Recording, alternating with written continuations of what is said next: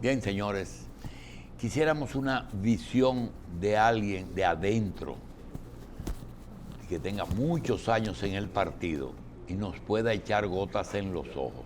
¿Qué va a pasar, señor Rafael Grullón, en su organización política, siendo lo más objetivo posible y en un momento en que los árbitros podemos recibir un knockout de uno de los boxeadores? Nosotros no estamos adentro, en la periferia que está. En los laterales. A ver que en un elevador nos juntamos con Jimmy Sierra. Y Jimmy Sierra, ¿qué tal teórico? Oye, eso. ¿Qué tal teórico? Entonces alguna gente le dice a uno en los sitios públicos, ¿y qué tanto lo que habla Julito así? Y otro me dice, pues te reintegraste a la revista, ya el doctor te deja hablar. Es decir, que uno está en esto, entre la espada y la pared. Pero las cosas hay que explicarlas porque lo que se da en el presente tiene raíces en el pasado, raíces históricas. Por ejemplo, el hombre tiene 7,000 formas de decir buenos días. Es decir, porque hay 7,000 idiomas, 7,000 lenguajes. Hubo una tribu en el norte de África que desarrolló un perímetro relativamente medible 8 idiomas, se convirtieron en 8 tribus. Y el hombre tendió, desde que se asentó, a agruparse en tribus. Entonces esas tribus tenían un promedio de 150 personas y desarrollaron cada una un idioma. Eso que se ve en las redes sociales, por ejemplo, el promedio de una persona, de amigos en Facebook, sigue siendo lo mismo, 150 personas. Porque la gente le dice que sí y acepta a otra persona evaluando situaciones similares entre las personas, es decir, sus pareceres sobre la vida y su gusto, ¿no? Entonces la gente tiende a agruparse, es decir, el agrupamiento del ser humano tiene sus raíces en la historia. Tiene sus raíces en la historia y por eso que existe más 7,000 formas de decir buenos días, diferentes. Entonces, dentro de las organizaciones sucede lo mismo, la gente se aísla y se agrupa.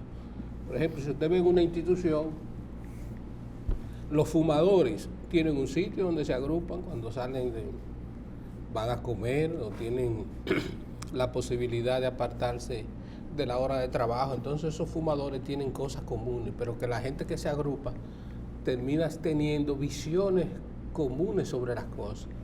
Incluso llegan a tener jergas, forma de hablar y de ver las cosas común, es decir, porque practican una vida en común. Dentro de las mismas organizaciones se crean grupos y entre los partidos políticos históricamente los grupos han desarrollado cuestiones, han determinado la historia incluso de países grandes. Por ejemplo, en la Revolución Rusa, el jefe de esa revolución dejó una carta cuando estaba enfermo diciéndole a la dirección del partido que Stalin no podía ir a ser el primer ministro y ocupar la jefatura de Rusia porque Stalin era un hombre duro. Y esa carta se conoció 70 años después, porque el grupo de Stalin secuestró la carta. Tuvo que venir la perestroika prácticamente 70 años después para que la dirección de ese partido se enterara de que esa carta existía. Y el que hizo la transformación en China, después de Mao, que hizo la revolución, fue Deng Xiaoping. Pero en China se decretó la purga y lo que se llamó la revolución cultural. Y Deng Xiaoping, que jugó ese papel en China, fue desterrado, duró 10 años ordeñando vacas y fue paseado por toda China con una oreja de burro. Y después ese individuo vino y hizo las transformaciones en China. Entonces, toda la agrupación humana ha pasado lo mismo, la historia se repite. Entonces, en el PLD, fundado por Bosch, ha habido agrupamiento histórico y ha habido crisis. La primera crisis, por ejemplo, la gente no sabe, la nueva generación, que Milagro Ortiz Bosch era PLDista, era parte del PLD, y que se fue después de las elecciones del 1978, que un grupo entendió que Bosch estaba acabado. Bosco Guerrero, el difunto Bosco Guerrero, fue de los fundadores del PLD y también fue que se fue en la crisis del 78. Después, un secretario general, Tonito Abreu, se fue del PLD siendo secretario general incluso. Bosch prácticamente escribió un libro completo explicando cómo Tonito Abreu manejaba la Secretaría General del PLD. Después vino la crisis de Rafael Alburquerque, que también salió del PLD, aunque después retornó. Y una de las crisis mayores se dio después de las elecciones del 90, cuando Bosch sale, renuncia del PLD. Estaba nosotros en Radio Comercial y un periodista que le decíamos Juan Pablo Duarte de allá, nos decía, Grullón, pero nosotros no concebimos al PLD sin Juan Bosch. Es decir, esa fue una crisis que removió al PLD. Pero nosotros hemos hecho unos escritos y le pusimos el título a la salida de Bosch que no encontramos en el PLD post-Bosch.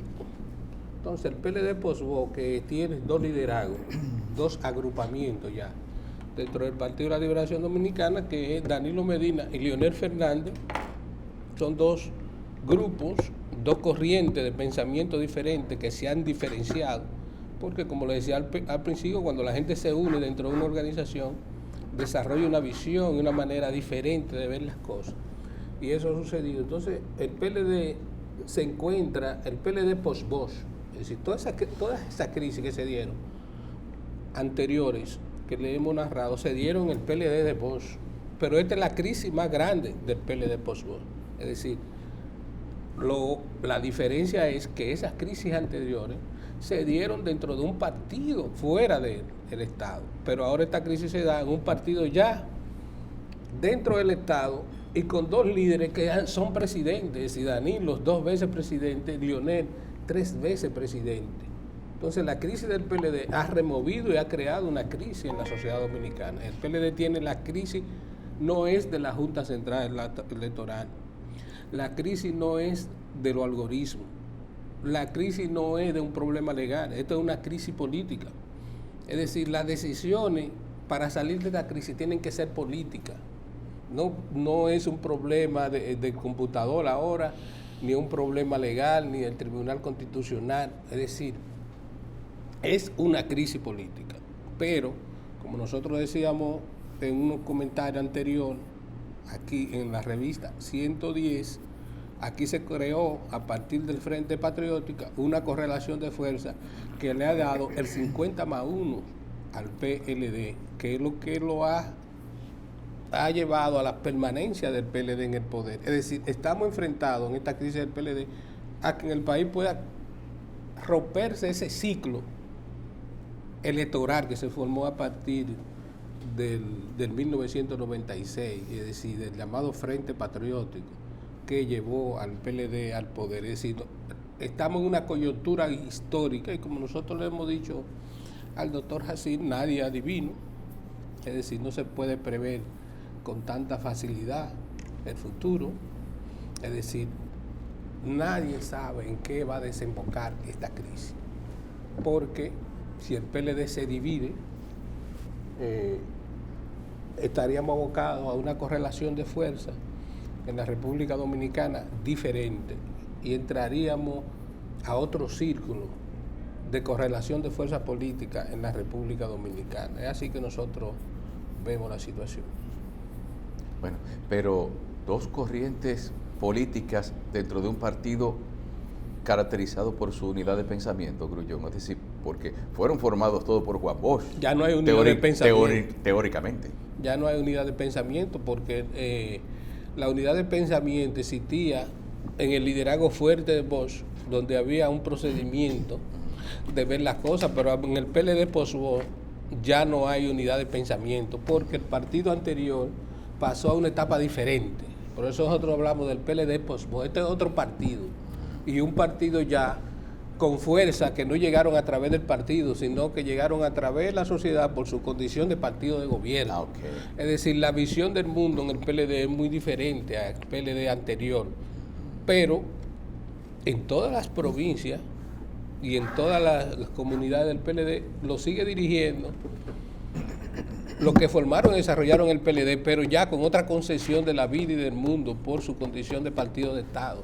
Es decir, una situación totalmente diferente. Grullón, pero como tú has dicho, la solución a este problema tiene que ser político, pero se está viendo que nadie asume, toma la iniciativa de buscar algún tipo de avenencia.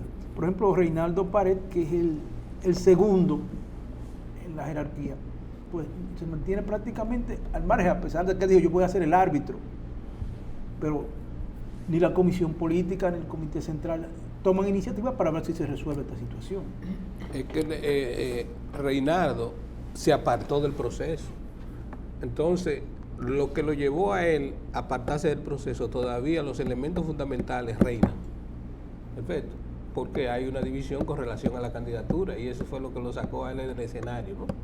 Entonces, él fijar una posición ahora sería dentro del mismo marco que creó el problema con él. Entonces, yo creo que él está esperando que se pase a otra etapa del proceso para él de entrar en acción. No creo que Reinaldo entre a formar posiciones en base a una de las partes, porque fue en base a una de las partes o de las partes que componían lo que iban a hacer los candidatos que él se salió del escenario. Entonces, esas situaciones no se dan porque tienen que darse situaciones, pasar a otra etapa del proceso, porque no se ha terminado, todavía se está en una lucha por la candidatura. Entonces fue la lucha por las candidaturas que lo sacó a él del escenario. Entonces hasta que no haya una definición, yo creo que es muy difícil que veamos porque Reinaldo no es Carlito Amarante Barey. ¿Y hacia dónde es el secretario general del PLD. ¿Hacia dónde conduce la dinámica de reclamo por parte del sector del doctor Leonel Fernández? Pues tú has dicho, tú has delimitado bien los campos y has dicho que hay un problema político, que no es de algoritmo ni qué sé yo qué, pero el reclamo... Leonel lo que cree que el candidato debe ser él. No, muy bien. Entonces nadie lo va a sacar de ahí. No, ¿entiendes? desde luego. Entonces, pero ya hay una situación real. Es que estamos enfrente de un conteo, de unas elecciones, donde una persona ha salido por encima de otra. Eso es una realidad. Es decir, ¿cómo revertir eso? Porque nadie va a ceder. Nadie va a ceder, porque si Leonel dice que le ganaron con trampa y el otro tiene el poder legal de que está arriba en términos electoral y que tiene la legalidad de la Junta Central Electoral, es un problema complejo. Además, hay otra cosa de la que no se ha hablado, que es el presidente del partido que legalizaría la documentación ante la Junta Central Electoral de todos los candidatos. Es decir, todos los candidatos que van a ser inscritos formalmente en la Junta Central Electoral por los partidos tienen que estar bajo la firma del presidente. Esa situación... Entonces el presidente está en un conflicto. Entonces ya los partidos no son como antes. Por ejemplo, cuando se dividió el PRD pero la y el PLD... La comisión electoral no tiene ese mandato. Déjame explicarte esta cosa. Cuando se dividió el PLD, un grupo encabezado en el partido cogió el local. ¿Cogió? El local de la Independencia. Cuando se dividió el PRD, Atoy de Can se quedó con el local. Antes de formarse este complejo político del Estado Dominicano, los partidos, la dirección de los partidos se reunían y te expulsaban. Y eso no iba a un tribunal, ni a ningún sitio, quedaba expulsado. Pero ya todos los procedimientos que tienen que usar los partidos tienen que ser sobre bases legales. Es decir, estamos en una situación política donde las direcciones de los partidos no pueden tomar decisiones sino a través de la legalidad. Grullón, decir, pero entonces la situación es más compleja de lo que se está viendo. Grullón, esa situación puede llevar a que, por ejemplo, mañana la Junta está obligada a legalizar, a escoger o anunciar quiénes fueron los candidatos ganadores por ley. En caso de que se cumpla el conteo manual de los votos y permanezca la ventaja de Gonzalo. Pero Leonel insiste en que ganó. No tiene el partido que tomar una acción. Eso hay que darle un tiempecito hasta que la crisis se aclare. Pero el mandato de ley que hay. ¿Entiendes? Porque una proclamación el viernes va a agudizar la crisis. Pero es que es un mandato de la ley. En la sociedad dominicana es lo que dice la ley, pero la ley está para que la sociedad funcione ordenadamente. No, la sociedad, pero en base a la ley. Sí, pero la ley está para que la sociedad funcione ordenadamente. Entonces, ¿cuál es el problema de este conflicto? Es la lucha contra el tiempo. Se tiene una lucha contra el tiempo. Entonces, para eso están los organismos legales, para que decidan. Por ejemplo, ahora se sometió al tribunal. ¿Qué decide el tribunal? Si la Junta lo proclama. Pero tiene que ser bajo los reglamentos legales. Es decir, el tribunal de apelación tiene que tomar una decisión. ¿Cuándo? Mañana, pasado, antes del viernes, no se sabe. Pero el Tribunal Superior Electoral puede intervenir en procesos que están en manos de la Junta Central. Bueno, si ellos fueron ahí porque tienen algún asidero legal, porque no son locos. No necesariamente, porque tú intentas por la vía judicial muchísimas cosas y no necesariamente. Bueno, pero tiene que tomar la decisión de esa tendencia. No, bueno, como tribunal lo va a conocer, decidir lo va a conocer, decidir si eso era correcto o no. Pero todo lo que se hace tiene que recorrer todos los instrumentos legales que hemos creado. Es una apreciación de ese paso político, jurídico, que acaba de dar la... Puede ser que eso no sea legal y sea para ganar tiempo. Bueno, pero eso tiene que decidirlo el tribunal.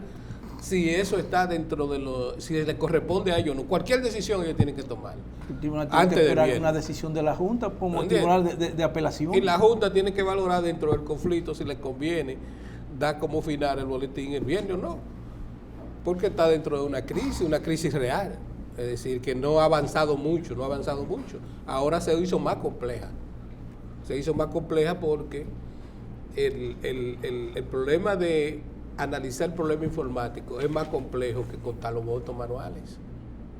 Porque, ¿de qué se va a acusar a los que están dirigiendo la Junta Central Electoral? Eso no lo conoce nadie, es un mundo oscuro, el mundo de la informática. Es decir, esa gente que hicieron ahí tenían que responder a los técnicos, lo que dejaran los técnicos.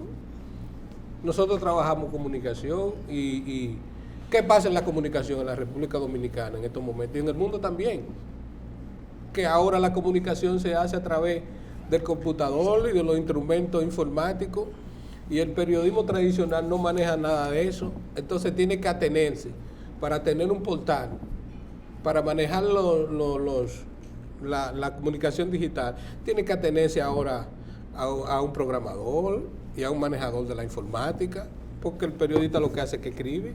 Es decir, el poder se ha delegado prácticamente en los medios de comunicación al que manejan los sistemas informáticos, y eso mismo pasa en la Junta Central Electoral. ¿Qué va a hacer el presidente de la Junta en un proceso como este? Tiene que fiarse, atenerse a las personas que manejan los sistemas informáticos, porque ¿qué sabe Saladín de algoritmos y de código? Es decir, eso es otro lenguaje manejado por técnicos. ¿Entiendes? Lo que hizo rico a Google fue el algoritmo, es decir, lo que hace un poder de Google fue el descubrimiento de un algoritmo y la construcción de un motor de búsqueda que permitió que todo lo que se sube a las redes, ellos lo captan y miden lo que se hacen con cada una de esas páginas. Ahora, y distribuyen esa información, entonces... Portarse en función de las preferencias de quien la está accediendo a la página. Ese es el mundo de hoy, es decir, ahora nadie puede oponerse a la digitalización de los procesos, porque la humanidad sea eso que va. Es decir, eso no puede estar en juego. La digitalización de los procesos no puede estar en juego en el término de la discusión de cómo se dirige una sociedad y una institución. Ya es para allá que ve el mundo. A la Junta se le criticó. Es decir, a la automatización.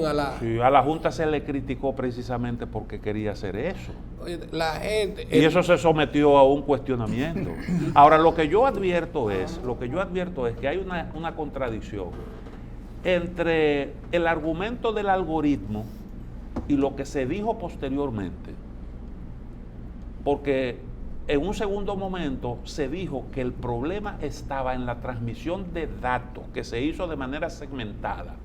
Si tú manipulas la transmisión de datos, ya ahí no intervino un algoritmo, intervino un individuo que fue el que supuestamente manejó los datos de esa manera. Entonces ya ahí el tema del algoritmo está fuera. Si estuvo entonces en la transmisión de datos, se supone que el cotejo que está haciendo la Junta Central Electoral debe evidenciar qué fue lo que ocurrió, si hay realmente una disparidad entre lo que se transmitió y el resultado de cada mesa electoral. Todo está en el hombre.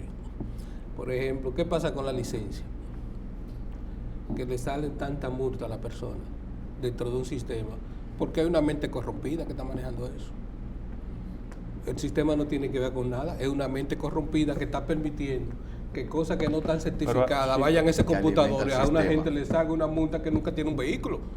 Entonces los sistemas lo que tienen que estar altamente regulados, es decir, por factores independientes. Eso es lo que se necesita de los sistemas, que estén altamente regulados por factores independientes. Por ejemplo, a Microsoft ahora en Estados Unidos, hace 2 meses, tiene que pagar una multa millonaria porque Microsoft cogió un soborno a otra compañía. Es decir, en Estados Unidos se decidió que las compañías, las corporaciones, las empresas ya no pueden manejar y ganar negocio en base a soborno. Entonces, ¿qué tenemos que hacer nosotros? Acogernos a esos planteamientos. Eso, en el futuro, hay que entregárselo, ese manejo interno, para que no haya cuestionamiento a instituciones que no puedan ser cuestionadas. Hacia eso que nosotros tenemos que ir, independientemente de lo que haya pasado, si se fue alterado o no el sistema. Es decir, la sociedad tiene que hacer conciencia que tiene que adquirir. Ahora tú dijiste algo importante, y es que aquí de por medio hay un asunto político, porque se pidió, por ejemplo, que se hiciera un experticio, y que ese experticio estuviera dirigido por 4 universidades. Ese trabajo se hizo, se presentó un resultado. ¿Y cuál fue el resultado? Que el sistema era realmente confiable. Todo lo que había que hacer para darle confiabilidad al sistema se hizo antes de. Hubo una petición que fue la de Guillermo Moreno, que quedó en el aire porque finalmente él decidió no participar en la primaria, pero nadie insistió en eso. Y es ahí en donde está, creo yo, la cuestión. Aquí yo creo que de por medio hay un problema político, porque la diferencia no es muy grande. La salida tiene que ser política, no legal. Debería ser. Ahora, el problema es la dinámica de las contradicciones internas del PLD, que parece que conducen a un solo lugar. Ahí es donde está, me parece. Yo creo que los jueces de la Junta Central Electoral deben ser exonerados de las acusaciones, porque ellos están entregados a un sistema informático de los cuales ellos desconocen su operatividad. Es igual que el que está dirigiendo a una institución cualquiera. Es decir, depende, por ejemplo, en estos sistemas complejos, por ejemplo, en los bancos, que ahora el cobro, el desembolso y todo estaba regulado bajo un sistema informático. Tiene que ser sistema informático seguro, y los que dirigen esa institución tienen que atenerse a eso. Y en la mesa no lo puede acusar de lo que pase ahí. Y mesa por mesa no hubo una cantidad de delegados que al final de la jornada dijeron, ok, vamos a sumar todo lo que hay en los papelitos, porque para algo fueron los papelitos que están contándolo de nuevo ahora. Vamos a sumar los papelitos y tiene que dar lo mismo que de la máquina. No pasó eso. Eso se hizo. Pero también hay cuestionamiento a procesos que se dieron de lo mismo que dio los boletines. Entonces, pero o sea que no hay por qué cuestionar eso. Lo que no se debe cuestionar es el avance hacia los procesos informáticos y automatizados. No, claro. Porque ya el mundo no puede caminar sin eso. Es decir, sí. Lo que hay que seguir avanzando en eso, ¿no? Seguir avanzando, y que cada día instituciones con más credibilidad sean los que manejen los procesos. Incluso hay que recurrir a organismos internacionales y a compañías que no tienen que ver con los procesos internos de las organizaciones. Bien. Para que no haya en el futuro, ¿no? Bien. Pero vienen unas elecciones y hay que este problema. Y todo tiene que estar claro. Porque tiene que haber confiabilidad a partir de febrero, lo que va a pasar. Gracias, Grullón. Muy ilustrativa tu participación en cuanto al problema y al entendimiento del mismo. Vamos a hacer una pausa en breve, volvemos con nuestros próximos invitados.